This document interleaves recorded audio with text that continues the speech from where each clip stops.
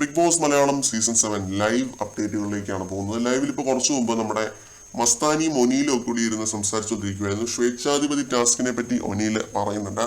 ഞാൻ സ്വേച്ഛാധിപതി ആകുമായിരുന്നുവെങ്കിൽ ഞാൻ മലമറിച്ചേനെന്നോ അങ്ങനെ എന്തോ തള്ളുകഥയാണ് ഒനീൽ മസ്താനിയോട് പറഞ്ഞുകൊണ്ടിരുന്നത്.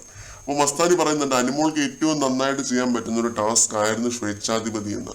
എനിക്ക് തോന്നുന്നു മസ്താനി ഉദ്ദേശിച്ചത് അനുമോൾ സ്വേച്ഛാധിപതി ആകുമായിരുന്നുവെങ്കിൽ അടിപൊളിയായനെ എന്നാണ്. പുറത്തുനിന്ന് ആ ഒരു ഗെയിം കണ്ട ഒരാളാണല്ലോ. അപ്പോൾ അങ്ങനെ ഒരു കാര്യം മസ്താനി പറയുന്നുണ്ട്. അപ്പോൾ ഒനീൽ എന്തോ പറയുന്നതിനിടയ്ക്ക് ഒനീൽ ഇങ്ങനെ പറയുന്നു, അപ്പോഴാണ് അനീഷേട്ടൻ മോട കാണിച്ചതെന്നോ അങ്ങനെ എന്തോ.